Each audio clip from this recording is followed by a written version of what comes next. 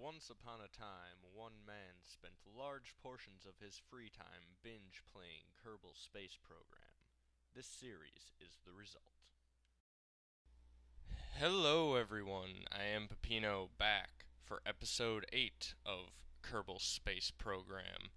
And in this episode, the first thing you see me launching there is this thing, which is now in orbit. It is fuel along with some engines to carry that fuel around.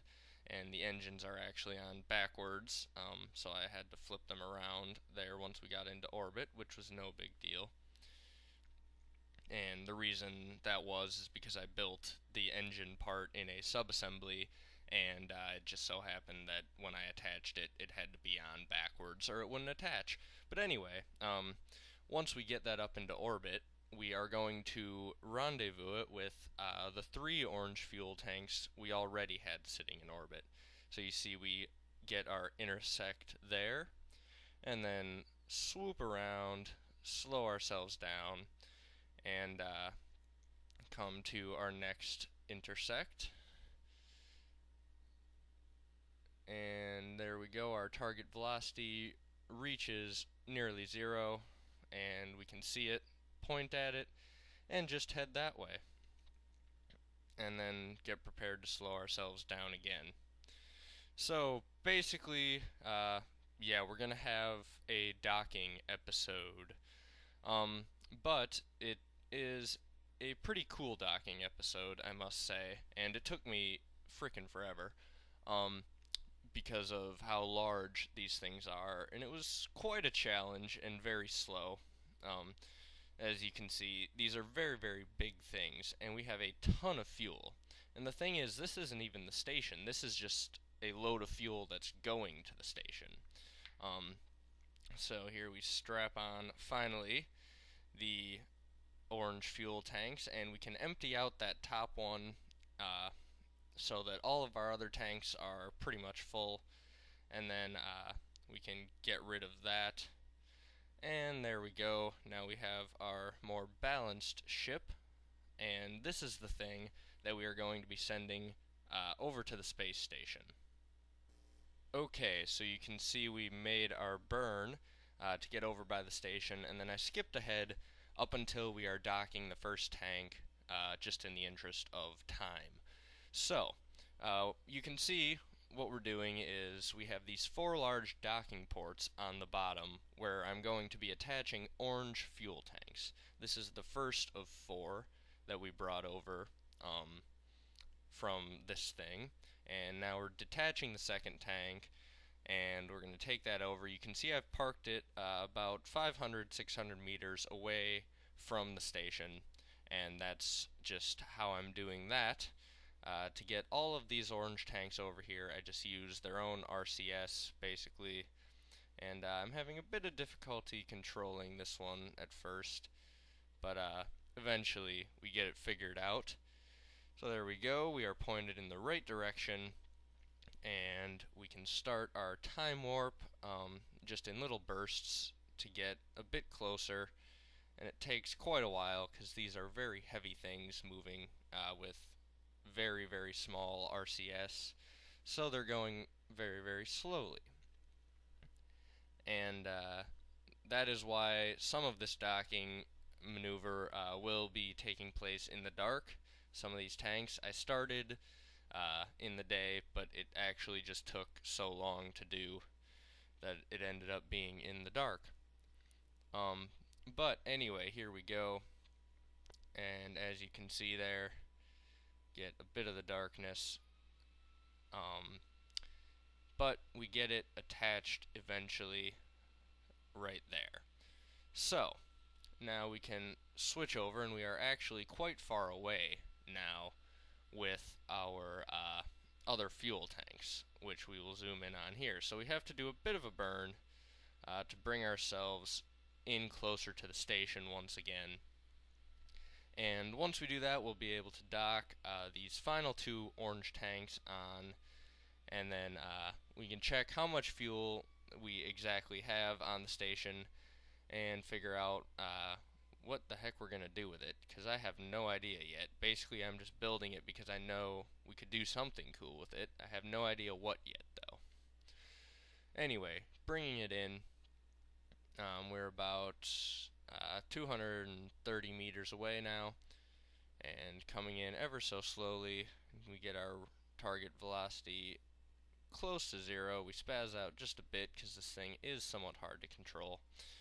And then skipping ahead through a bit of this spazzing, we are now at a nearly 0 relative velocity to the target. So there we go. And I remember there was also a RCS probe on top here, so I'm going to bring that over just for some extra control and RCS on this thing. And then I will again move it in, because yeah, you can see we were nearly out of RCS fuel there. And then what I did is I refilled the tanks on these guys so that I could send them over both together, dock them on, and then just move one over to the correct spot, if that makes sense. If not, you'll see what I mean in a moment. And we are also in the light again because we are on orbit 2 of this docking maneuver. And already, again, unfortunately, we go behind the planet for the second time. That's just a little demonstration of how long this whole process actually took me. But anyway, yes, we will go in here and eventually get this thing docked. And you can see there we are getting somewhat close, sliding in to about 35 meters away right now, and I'm not exactly sure which direction the station is pointing, but there we go. We get it and eventually figure out which way we need to go. We got that docked on, and we are able to get the other tank off the back of it and then slide it on. And I really am sorry that you can't really see that, but you'll get to see it in just a moment, because we will move into the light very soon. And the only reason I didn't wait around for it to become day is because it had already taken me so long that I couldn't afford to wait around. So, anyway, we are now moving this RCS tug and what little fuel it has over to the station as well, because we might as well dock them on now. And the main reason I didn't dock all of these things together, why I separated them into so many pieces to do it, is because otherwise the lag would have probably been unbearable and the ships would have been so large I wouldn't have been able to control them. But anyway, we are moving in now on our station, only about 170 meters away. You can start to see it, how large it is there, and how it's actually set up. The 4 fuel tanks on the bottom there, and we're going to slide this thing right on top. And this is actually going to be a possible interplanetary stage if we need it, with these 4 nuclear engines that we can mount on the front of this station, because that's generally where I would like to have my nuclear engines, is in front of everything.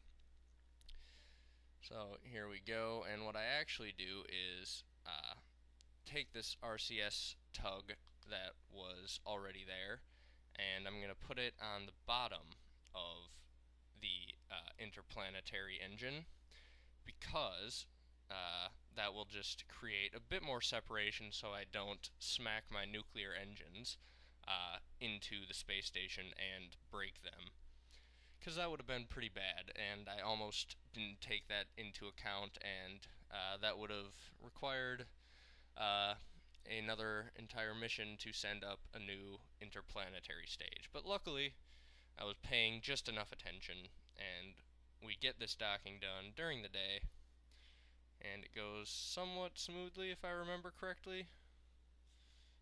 Although maybe not, I don't know. It appears to be going somewhat smoothly though. I just had to back up a bit, bring it in again very, very slowly, about 1/10 of a meter per second, and hope that the docking ports attach. There they go. So now we take a look at our station in its full glory. It has housing for tons of Kerbals, so I suppose that will be what we have to do next. So here we see our crew that we are choosing, picking a couple more guys. We have a ton of them chosen, so we are going to send up an entire full crew mission up to the space station. So I do a little bit of an interesting thing. I try to do the launch inside cockpit view, just because I figured why not check out what the Kerbals actually look like during launch. Plus the fact that I'm using the same launcher, and I could pretty much launch this thing in my sleep at this point, because I've used this lifter so much. And I know exactly when we need to decouple, exactly when we need to turn over, all that stuff. Anyway, skipping ahead though, after that launch, to the point where our crew are getting very near to the station, and rather than docking on, what I do is I park this thing right next to the station, and just move these guys over individually using their EVA packs, because I figure, why not? It's probably going to be a bit quicker than trying to get this massive lag machine docked onto anything. And that's going to possibly be kind of a problem with this station, is that I don't know how much I'm going to be able to do with it, because of the fact that I can't really dock too much to it beyond what's already there. I can use it as a refueling station, obviously, but maybe I'll send it out in orbit around Duna or Jool or something like that. Who knows? But anyway, I was gonna try dock it at first, actually, I believe, and so I switched over this RCS tug just to give it a bit of RCS, because I needed some. And there we go. Because I believe I'd forgotten RCS ports on this thing. Yes, that was the problem. I had forgotten to put RCS ports on this crew area, so that's why I couldn't dock it. And actually, even just getting it parked near it was pretty difficult. But anyway, now that we have RCS, we were able to do that and get our 8 Kerbals over to join the space station and begin their research on the effects of putting massive amounts of rocket fuel into orbit around a planet and whatever else they happen to be studying. But look at this station. I think it just looks cool. Maybe that's just me because I built it. But I like the design, and it's very functional. I've got tons of docking ports if I need them, all different sizes, room to dock, just tons of different shaped craft to it. I can hold, I believe, 16 Kerbals, and if I wanted to, I could add more. So it's a very, very good station if it wouldn't cause as much lag as it does. But even still, it's pretty good. It's also got a science lab. So actually I can hold, I believe, 18 Kerbals if you count the 2 in the science lab, which is going to be these 2. The last 2 that I just sent on. As you can see, they went into that middle section. It's perhaps a bit hard to tell. So I try to approach it from a different angle so you can see that there. And that was the first good close-up view we've probably had of our station. And we look, the moon is almost going to eclipse the sun, but I didn't notice that at the time, so I didn't stay to see if that actually happened. But anyway, so we go get our final guys in here, and there we go, down the ladder. Now what we can do is actually drain all of this RCS off of here, since I'm sending it back down anyway, and I don't have RCS ports on it. I might as well use this RCS in our tug that we're putting on the station. We've got 2 RCS tugs on the station now, the one in front of the thing and the one in back. And then I decide eventually, though, that maybe I do have to actually dock this because it has fuel on it, and I can't waste all of this fuel that I've put up into orbit, because I am building a massive fuel reserve station, and if I'm just going to be sending fuel up to close proximity to it and then wasting it, that seems like a pretty bad plan and a waste of time. So, even though I just did that whole EVA mission, it wouldn't have taken, it didn't take much longer than it would have to do it this way. If that made sense. I don't think it did. I am losing my mind a bit. I don't know. But anyway, getting this thing docked finally, as we see there. And once it finally snaps together, there we go, I can begin to transfer a bunch of this extra fuel out of the crew carrier thing. There we are.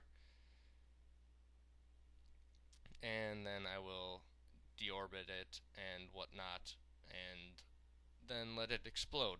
So, there we go.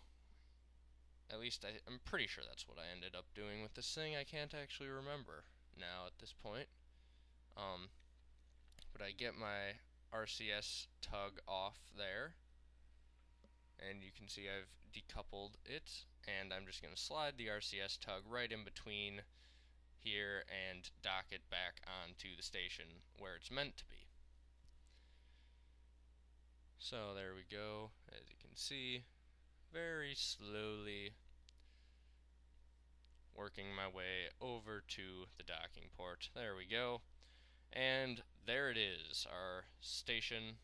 And first we have to deal with this thing, so I've got a bit of fuel still in 2 of the engines, which will be plenty enough to deorbit this thing. So we point it retrograde and begin our burn, and you've seen deorbits before, and I'm just going to go let it burn up because I don't really care too much to watch it. So, there is our station in all of its glory. Our work for this episode is done, so thank you guys for watching. Hopefully you've enjoyed the series so far, and will join me again next time.